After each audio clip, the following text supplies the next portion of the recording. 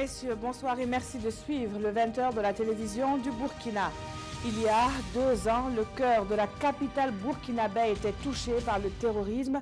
Quelques heures plus tôt, dans le Sahel, le rapt d'un couple de médecins australiens changeait le quotidien des habitants de Djibo.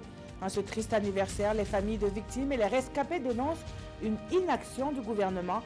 Pour en savoir plus sur le dossier judiciaire, le substitut du procureur du Faso est l'invité de ce journal. Leurs actions à elles se sont multipliées au cours de ces derniers mois. Les forces de défense et de sécurité communiquent sur leurs interventions menées dans le nord du Burkina. Il en ressort que plusieurs velléités terroristes ont été tuées dans l'œuf. Dans l'actualité également ce soir, elle se retrouve exclue de son parti à 8 jours de la passation de pouvoir. La présidente sortante du Libéria est accusée de n'avoir pas soutenu son vice-président battu au second tour par George Weah. Bienvenue à tous. Le 15 janvier 2016, l'avenue la plus populaire de Ouagadougou vivait une soirée d'horreur. Un commando a pris pour cible un hôtel, un café et un restaurant. En quelques heures, 30 personnes ont perdu la vie, 70 autres en ressortent avec des stigmates et plus d'un Burkinabé est sous le choc. Retour sur ces événements 2 ans après avec Moussa Ouedraogo et Frédéric Etienne Bassenga. 15 janvier 2016, déjà 2 ans que des djihadistes mettaient à feu et à sang le café Cappuccino et l'hôtel Splendide. Les Burkinabés s'en souviennent encore. Oh, vraiment, ça nous a beaucoup effrayés. Et puis, vraiment, c'était vraiment très horrible. On n'était pas du tout contents. Ça a beaucoup choqué. Mais on ne s'attendait pas à un tel truc. Moi, j'étais très découragé parce que je ne pouvais pas comprendre qu'au moins au sein de Ouagadougou, un tel acte pouvait se faire. Un test a été pris pour la commémoration de l'ensemble de ces drames le 31 octobre de chaque année. Mais en ce jour qui rappelle cette tragédie, le gouvernement exprime à nouveau sa solidarité aux victimes.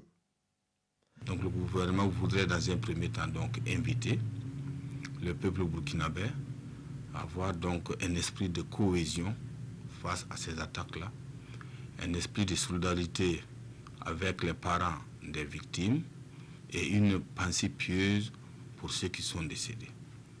Nous ne pouvons pas dire qu'il y a un texte qui fait que donc il y a une commémoration unique sans aujourd'hui attirer l'attention des Burkinabés sur ce capricieux. Depuis cet événement douloureux, le gouvernement dit avoir mené plusieurs actions de solidarité, même s'il reconnaît qu'il reste encore à faire. Vous savez, quand ça s'est passé, il y a eu d'abord un sursaut national. Ensuite, il y a eu une prise en charge des obsèques de la plupart donc, de ceux qui ont été victimes décédées.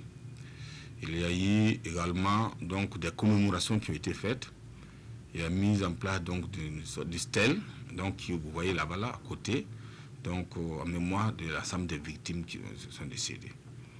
Il y a également un certain nombre d'actions qui ont été menées à l'endroit donc, des familles éplorées, à travers donc, des appuis, que ce soit un peu financier, que ce soit en matériel, etc. Nous savons que cela ne suffit pas.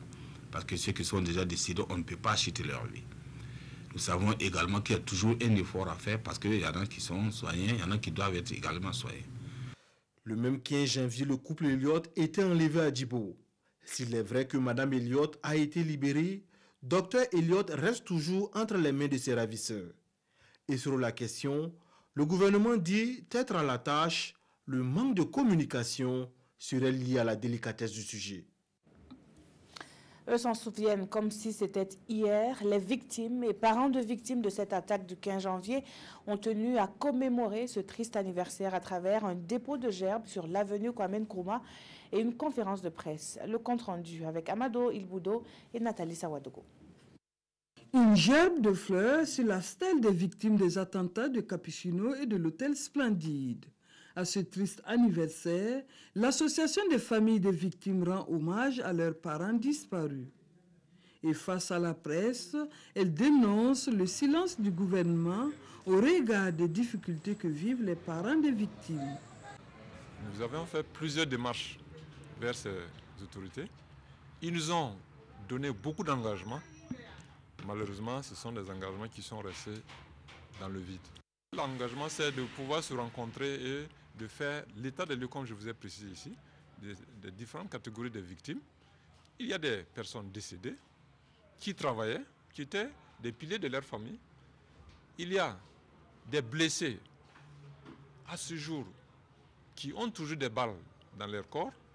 Il y a des personnes rescapées traumatisées, surtout ces derniers. Ce sont les plus nombreux qui malheureusement vivent ce mal-là en eux pour des années. Convolvo Martin est l'un des rescapés des attentats du 15 janvier 2016. Admis à l'hôpital Yalgado Ouédraogo, il dit avoir été pris en charge durant 1 mois, mais porte toujours des balles dans son corps. Il y a toujours le bal avec moi, donc toujours je n'arrive même pas à marcher, je ne sais pas comment faire. Moi aussi je voulais le demander s'il pouvait me soutenir de gagner ma santé. La scolarisation, les maladies, tout ça, et puis la nourriture quotidienne, tout ça, en fait, c'est la mer à boire pour certaines familles. L'association appelle le gouvernement à se pencher sur la situation des familles afin de leur permettre de vivre dans la quiétude. Monsieur Tonjoua Sagna, bonsoir. Bonsoir. Vous êtes substitut du procureur du FASO près du TGI donc de Ouagadougou. Vous êtes également membre du pôle judiciaire spécialisé dans la répression des actes de terroristes. Alors, les parents de victimes qui dénoncent un silence et une inactivité, comprenez-vous leur ressentiment? Je comprends leur ressentiment parce que en tant que victime, on ne peut pas leur demander d'avoir la même compréhension que ceux qui ont une approche beaucoup plus objective de l'affaire. Donc je comprends que les victimes puissent avoir une certaine impatience, notamment par rapport à ce qui concerne la prise en charge financière et puis sanitaire. Mais pour ce qui nous concerne en tant qu'acteurs de la justice, c'est de tout faire pour que le dossier judiciaire puisse évoluer. Et à ce titre, le juge d'instruction qui a été saisi depuis la fin de l'enquête, il a essayé de poser, il a fait un certain nombre d'actes qui lui ont permis effectivement de comprendre aujourd'hui et de pouvoir expliquer aussi bien à la nation qu'aux parents des victimes et aux victimes qui sont blessées ce qui s'est réellement passé. Donc il a, dès les premiers moments, saisi par commission rogatoire les membres d'enquêteurs lorsqu'il a reçu le procès verbal. Il a identifié un certain nombre de personnes à qui on pouvait reprocher des éléments. Ces personnes ont été plus ou moins identifiées, ont été déférées devant lui. Il s'agissait donc de 3 suspects qui avaient enquêté. Est-ce que c'est toujours ce cas-là? De ceux qui ont été inculpés par le juge d'instruction depuis longtemps? Oui. Oui, naturellement, oui. D'accord. Il s'agit de... Mais ils sont différents de ceux qui sont tombés sur les balles, bien sûr. Exactement.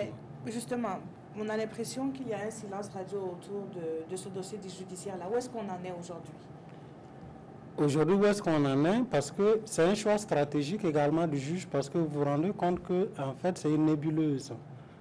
Plusieurs attaques ont été menées sur l'ensemble du territoire. Il s'agit pour le juge d'instruction, effectivement, après l'ouverture de ce dossier, de réunir toutes les informations qu'il peut avoir et d'essayer de faire le lien entre ce dossier et d'autres dossiers qui sont passés ou qui ont été commis, enfin qui sont arrivés après ce dossier-là. Il n'y a pas de silence parce que je me rappelle que toutes les fois que l'occasion se présentait, le procureur du FASO, elle donnait l'information, elle communiquait et elle donnait l'état d'avancement du dossier. Parce qu'un dossier de cette ampleur, 2 ans, c'est beaucoup pour les victimes. C'est beaucoup aussi pour la population. Mais au regard de l'extranéité de l'affaire, parce que ce n'est pas simplement le Burkina Faso qui est impliqué dans la recherche. C'est des personnes qui sont à l'extérieur du territoire, donc qui sont dans d'autres pays. Je disais que le juge d'instruction a fait une demande d'entrée judiciaire à l'endroit du Mali et de la Côte d'Ivoire depuis longtemps pour entendre certaines personnes, notamment le chef des opérations de l'attaque de Ouagadougou, le chargé de la logistique, qui ont été interpellés au Mali. Et également une autre personne qui a été interpellée en Côte d'Ivoire, notamment lors des attentats de Grand Bassam. Il attend que les autorités judiciaires de ces pays étrangers répondent pour qu'il puisse effectivement encore compléter son dossier. Alors, quelques heures avant cette attaque de Ouagadougou, le couple Elliott, qui était donc enlevé à Djibo, le médecin octogénaire est toujours entre les mains de ses ravisseurs. Est-ce que les opérations sont toujours en cours pour favoriser sa libération? Évidemment, parce qu'il y a un dossier judiciaire qui a été ouvert, pas au niveau du tribunal de grande instance de Ouaga, mais ce dossier est en cours et l'objectif, effectivement, c'est de sanctionner les personnes qui ont posé cet acte, prioritairement de retrouver la personne qui a été enlevée, le docteur Elliott Arthur.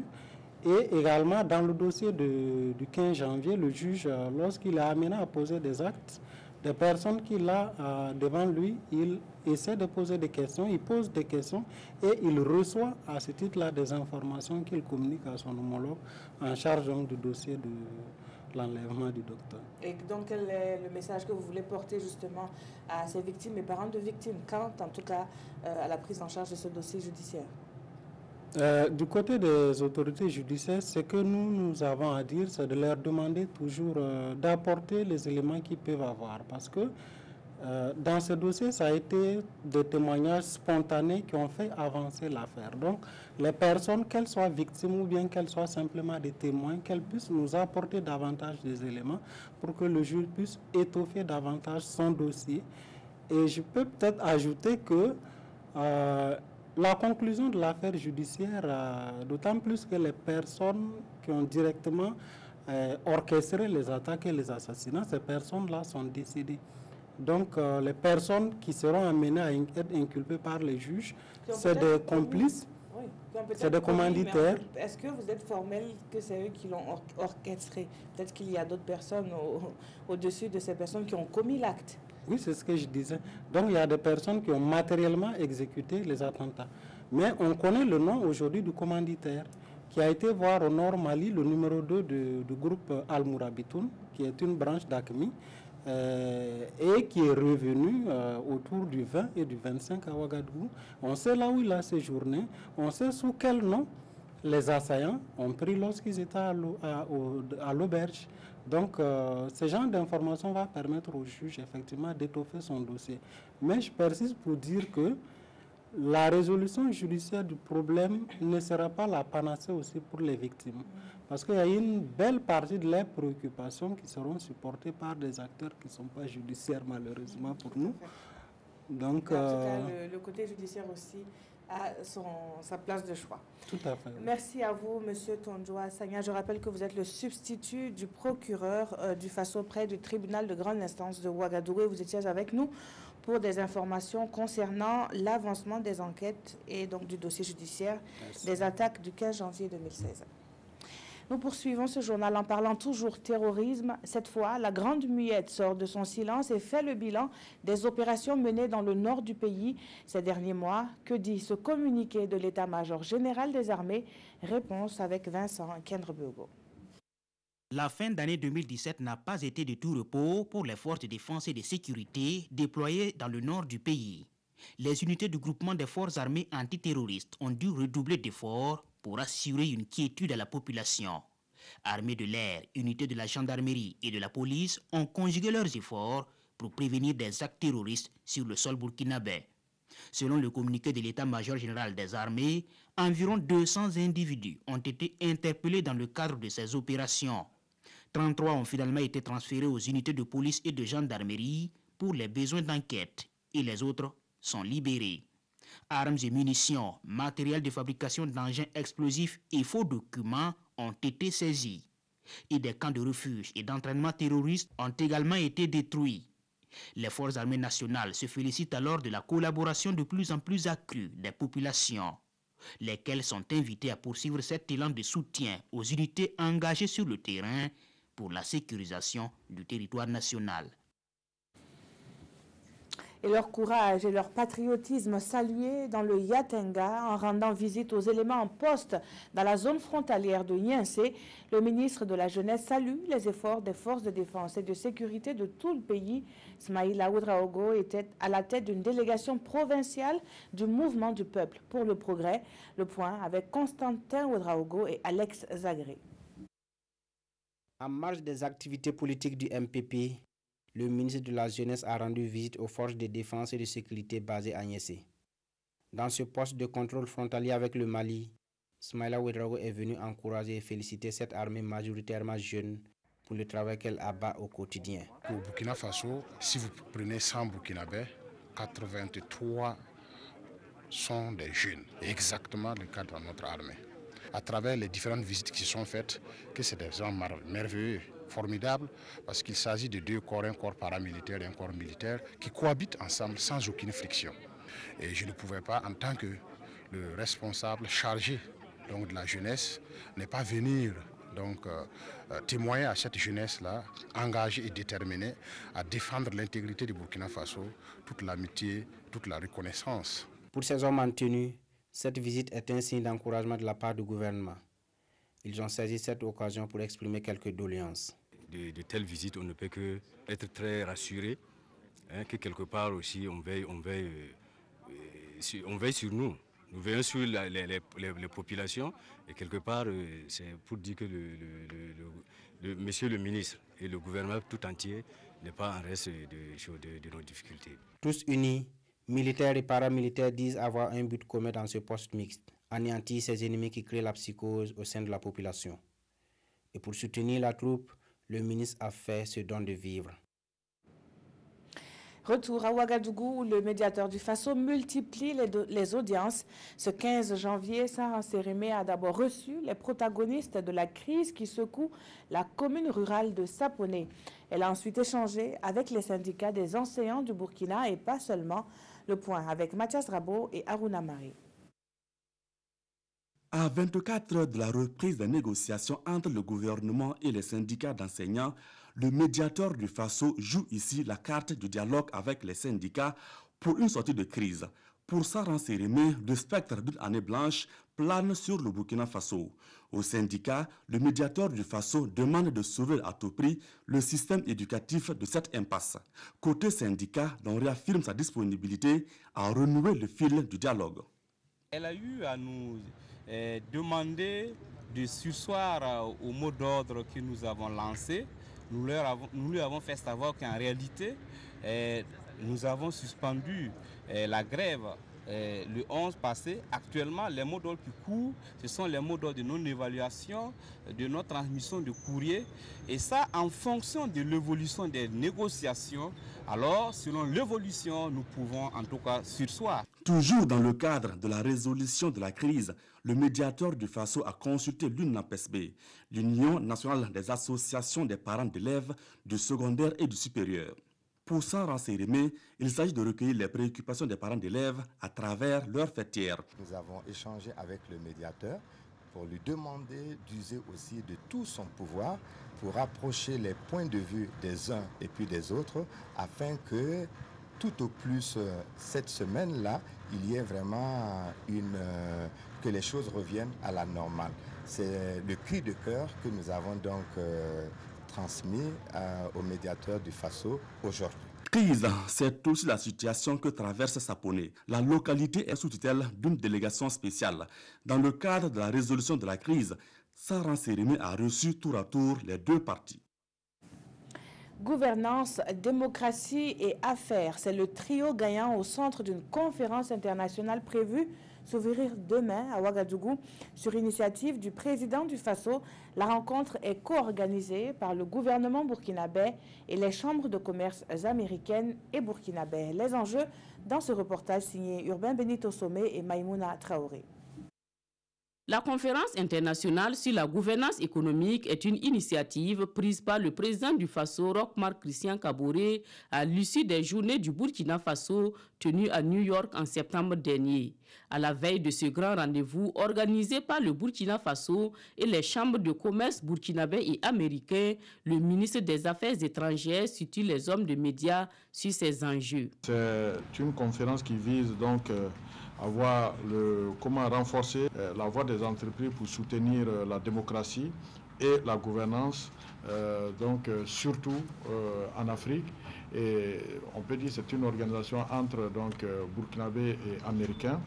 Et une fois de plus, c'est un bon point pour à la fois la diplomatie burkinabé, mais aussi c'est quelque chose de formidable qui renforce les relations entre les États-Unis et le Burkina Faso. Plus de 350 participants, des hommes d'affaires, des politiques, des acteurs de la société civile et du monde syndical venus du Burkina Faso, d'Afrique et des États-Unis partageront leurs expériences sur plusieurs thèmes. Il y aura un premier panel qui va porter sur gouvernance collective en Afrique, éthique, sécurité et inclusion économique et politique. Le deuxième panel va porter sur le plaidoyer politique et la mise en œuvre pour une gouvernance collaborative. Le panel 3, c'est réaliser le développement durable et la croissance grâce à une gouvernance éthique. Le panel 4 qui va parler d'édification des sociétés résilientes pour faire face aux menaces sécuritaires. Et le dernier panel a pour terme adopter les technologies pour renforcer l'inclusion économique et politique des citoyens. La conférence internationale sur la gouvernance économique sera sanctionnée par une déclaration dite de Ouagadougou pour matérialiser l'engagement des participants sur les questions abordées. Cette rencontre se tient au moment où le Burkina Faso et les États-Unis préparent un forum d'affaires entre les deux pays. Et puis sachez qu'un seul et même comité est désormais disposé à simplifier les échanges commerciaux.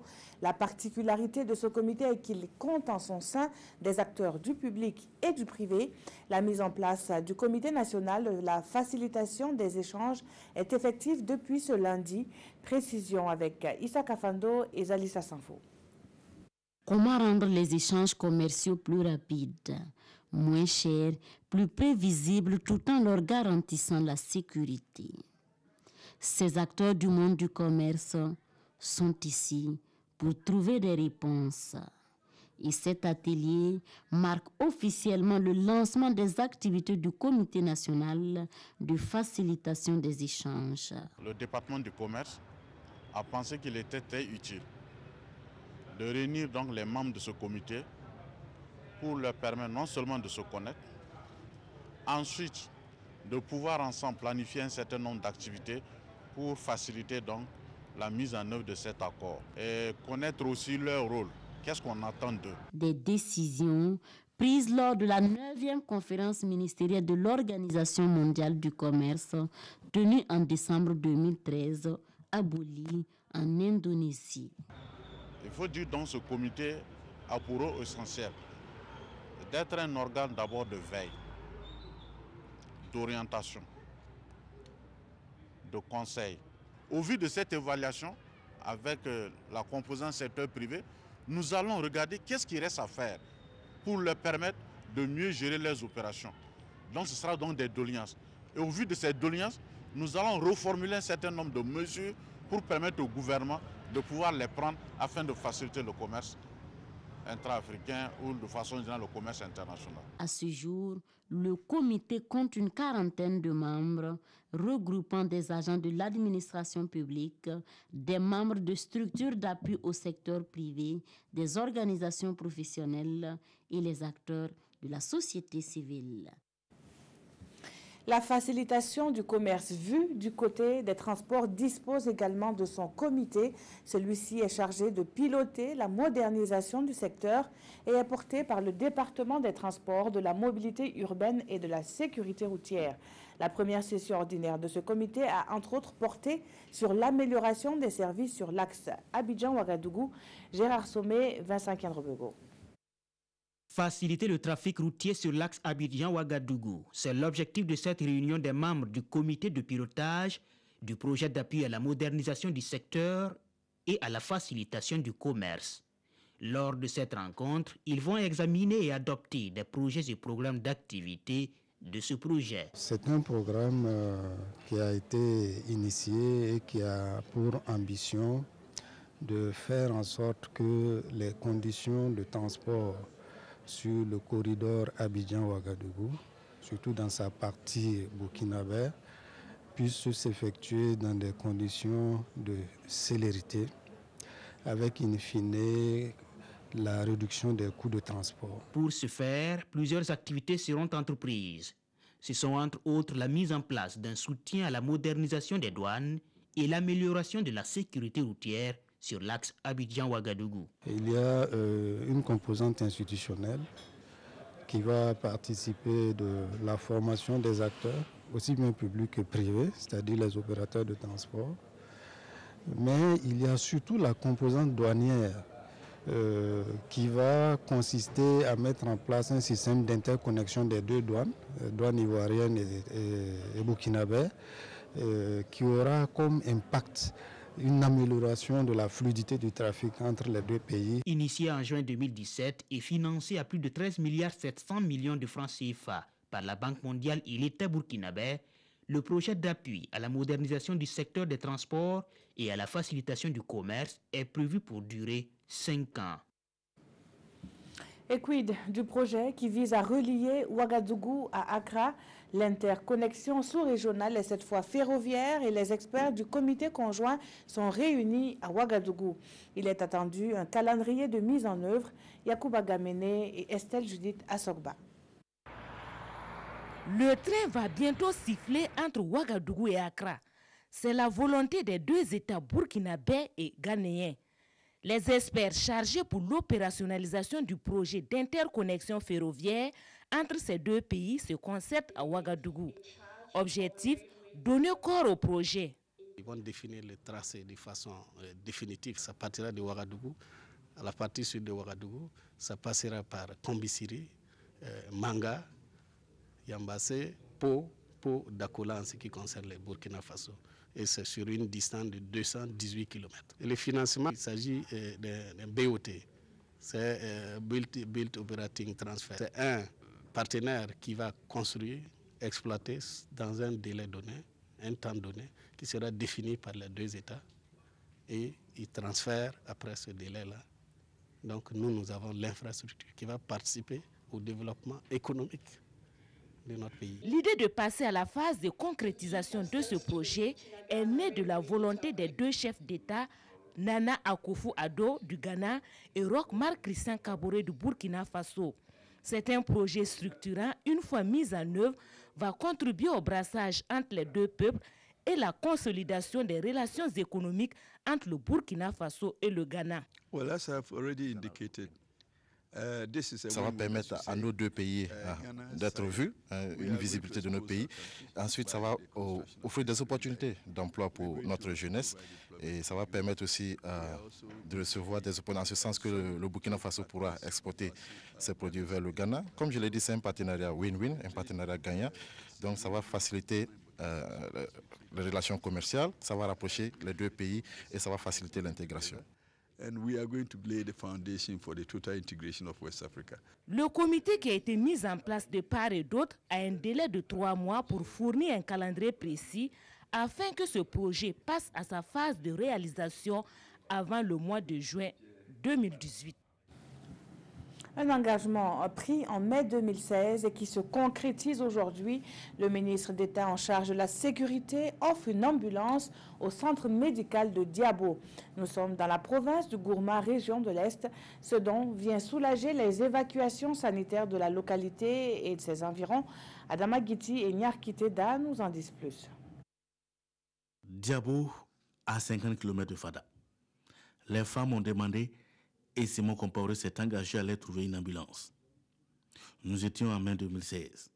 Aujourd'hui, jour de remise, c'est avec joie et fierté que Simon Compaoré tend la clé au médecin-chef du district sanitaire de Fada pour la commune de Diabo. C'est une joie pour moi et je suis sûr que la population l'est également, surtout les femmes qui avaient avancé cette doléance-là. Je crois qu'elles doivent être heureuses ce matin. Les femmes accueillent l'ambulance à cœur joie. Pour elles, c'est une épine de moins et permet à la localité de posséder d'une deuxième ambulance afin d'éviter tout risque. Nous sommes très contents parce que nous savons que actuellement, maintenant, nos femmes ne vont plus souffrir et même la population tout entière. Avec la seule ambulance qu'on avait, s'il y a des urgences de gauche à droite, ce n'est pas simple. Pour l'acquisition de l'ambulance, Simon Compaoré dit l'avoir obtenu auprès de cet homme. Un fils tailleur de la localité, Félix Kiema, a offert gracieusement le don. Dans l'accompagnement du programme du président Roch, et il se trouverait que la population de Diabo, dont je suis issu, souffrait de l'absence d'une ambulance. Il a remis 3 ambulances du même type à 3 autres localités dont le montant n'a pas été révélé. Le ministre d'État en a profité pour lui traduire toute la reconnaissance du gouvernement avant de remettre une enveloppe de 500 000 pour l'entretien de l'ambulance. Ce même samedi 12 janvier, Simon Compaoré a remis un forage au village de Tangaï, toujours dans la commune de Diabo. Là, c'était également une promesse de campagne de mai 2016. À présent, cette initiative agricole portée par le Larlé Naba Tigré, des fraises produites à base d'engrais biologiques. Plusieurs de ces petits fruits rouges très en demande ont été cueillis à Tampelga, dans la commune rurale de Dapelgo. Là s'étale sur près de 5 hectares un vaste champ de plusieurs types de fraises. Ici à Kaoudraogo et Nathalie Sawadogo ont assisté à la première cueillette de ces fruits très prisés. Reportage. Des fraises bio prêtes pour la dégustation. Nous sommes dans la ferme Sompayimdi à Dapelgo, une localité située à quelques encablures de Ouagadougou. D'une superficie de 5 hectares, ce champ de fraises est l'initiative du Larlé Naba Tigré. J'ai cru que c'est possible parce que c'est dans la foi, dans la passion, dans le rêve qu'on peut réaliser de belles choses. J'ai rêvé et croire que c'est possible de faire les fraises au Burkina comme il se fait en Italie, comme il se fait en France, en Espagne. Et voilà, nous avons des fraises. Dans un pays désertique comme le Burkina Faso, le Larlé Naba Tigré a réussi à dompter la nature pour produire des fraises de qualité made in Burkina. Et comme fertilisant agricole, il utilise le tourteau de Jatropha. Selon le promoteur, la fraise est une plante qui est en mesure de produire 4 fois à chaque 2 mois. Tout ce qu'il a fait pour créer des emplois, pour améliorer le mieux-être de la population, on les accompagne. Et il crée beaucoup d'emplois. Donc au niveau de l'ambassade, on est toujours très content. On peut assister, accompagner son excellence pour continuer de travailler sur ce bois. En dehors de ces aspects que la fraise va bien entendu apporter aux populations de manière générale, il y a l'action de développement également qu'il faut saluer. Il était de bon temps que nous nous tenions aux côtés de ce promoteur. Promoteur de Jatropha, producteur du Mongbin, agro-businessman, le Larlé Naba ne cesse de séduire par ses trouvailles et avec le champ de fraises, c'est une nouvelle histoire qui se dessine à l'horizon pour ce défenseur de l'environnement. Un mot de sport avec les étalons locaux qui espèrent séduire. À Agadir, ils ont pris contact avec la pelouse du grand stade de la ville où ils vont jouer leur premier match contre les Palencas Negras d'Angola. Dans quel état d'esprit se trouvent-ils? Réponse avec nos envoyés spéciaux Césaire Carrefour et Dabakini. C'est un groupe très serein que nous avons retrouvé sur la pelouse du grand stade d'Agadir. Les étalons locaux, de retour de leurs 2 semaines de préparation en Tunisie, sont confiants. Un match nul 0-0 contre une équipe tunisienne, victoire sur la Libye 2-0. L'encadrement technique apprécie le séjour tunisien. Le stage a été très concluant. Maintenant, nous allons essayer de faire maintenant le maintien ici. Voilà, donc on ne va pas forcer notre venue en Tunisie. Vraiment, je remercie la fédération pour tout ce qui a été fait pour qu'on soit dans de bonnes conditions afin de préparer vraiment les joueurs dans les conditions les meilleures. La concentration est de mise à la veille du premier match contre l'Angola. Ce mardi, accueil, hébergement, rien à dire. Les Burkinabés ont élu domicile dans le quartier de l'Atlantic Palace. Vous savez que en matière de football, il faut tenir compte de tous ces aspects. C'est-à-dire l'environnement, ça peut être négatif comme ça peut être positif. Donc les joueurs sont préparés à ça. Je crois que c'est le meilleur stade même d'ailleurs du Maroc. Au niveau de l'organisation, l'obtention de l'accréditation reste une grande préoccupation pour certains de nos confrères. On espère qu'ils pourront se procurer ce sésame d'ici à mardi pour satisfaire à leur travail de journaliste. Au Libéria, le parti de l'unité, la formation d'Ellen Johnson Sirleaf a voté l'exclusion de la vice-présidente sortante. Si l'on s'en tient au communiqué publié ce dimanche, l'attitude de la première femme élue à la tête du Libéria lors des élections présidentielles est en cause. Ellen Johnson Sirleaf n'aurait suffisamment pas battu campagne pour son vice-président Joseph Boakai. Le Parti de l'Unité au Libéria a exclu la présidente sortante du pays, Ellen Johnson Sirleaf, de ses rangs, l'accusant d'ingérence dans les élections présidentielles de l'année dernière. Le porte-parole du Parti de l'Unité a précisé que le vote d'exclusion a eu lieu samedi soir. 4 autres responsables du parti ont également été renvoyés. Au pouvoir depuis 12 ans, la lauréate du prix Nobel de la paix nie toutes les allégations du parti selon lesquelles elle aurait tenu des réunions privées avec des responsables électoraux. Le Parti de l'Unité affirme que Mme Johnson Sirleaf a violé la charte du parti en s'opposant au vice-président Joseph Boakai, candidat du Parti de l'Unité à l'élection présidentielle de l'année dernière. L'ancien footballeur George Weah a battu Joseph Boakai au second tour de la présidentielle du 26 décembre. Weah prendra le fauteuil de Mme Sirleaf le 22 janvier prochain. Dans les quotidiens nationaux, l'injure du président américain adressée aux États africains, diversement commentée, des journaux qui s'inquiètent par ailleurs de la situation née de la grève des enseignants. La revue de presse avec Aimé Solange Guigma. En question dans les journaux de ce jour, la grève des acteurs de l'éducation. Le journal Le Pays remarque une forte mobilisation à Gawa et des kilomètres à pied pour exiger la satisfaction de la plateforme revendicative à Gourcy. Pendant ce temps, la coordination nationale des syndicats de l'éducation monte au créneau à Ouagadougou car elle pense que le gouvernement veut monter la population contre elle, rapporte l'observateur Palga. Par conséquent, le gouvernement doit se ressaisir, souligne-t-elle dans Aujourd'hui au Faso, tout en précisant clairement qu'une année blanche n'est pas envisageable et est hors de propos car les cours étant assurés, à tout moment les évaluations peuvent avoir lieu. En tout état de cause, les négociations reprennent demain mardi, indique Sidouaya, qui propose par ailleurs aux deux parties, au gouvernement en tant que premier responsable de l'éducation des enfants, d'éviter l'enlisement et à la coordination qui est l'interlocutrice de ne pas tirer trop sur la corde. Que ce qui est prénable soit accepté par les acteurs, car une invalidation de l'année scolaire plongera l'école publique burkinabé dans l'abîme et pour longtemps. Hors de chez nous, les Parisiens se sont intéressés aux propos injurieux de Donald Trump sur l'Afrique et sur Haïti. À ce propos, l'Union africaine exige des excuses de la part du président américain, indique Aujourd'hui au Faso. Qu'attendre de plus quand un crétin met les pieds dans les merdiers africains, insiste le journal Le Pays, qui pense d'ailleurs que l'oncle Sam a contribué dans certains pays à ajouter de la merde à la merde. Mais a-t-on besoin de lui rappeler que ce sont des millions et des millions d'enfants de cette Afrique qui ont en grande partie fait de son America First cette puissance économique qu'elle est de nos jours? Se demande bien l'observateur Palga, qui recommande d'ailleurs à la Cour internationale de songer à inventer le crime de génocide moral. En attendant, Mr. Trump, bon baiser d'un pays de merde, conclut-il. Merci d'avoir suivi ce journal. Très bonne suite de programme sur la télévision du Burkina.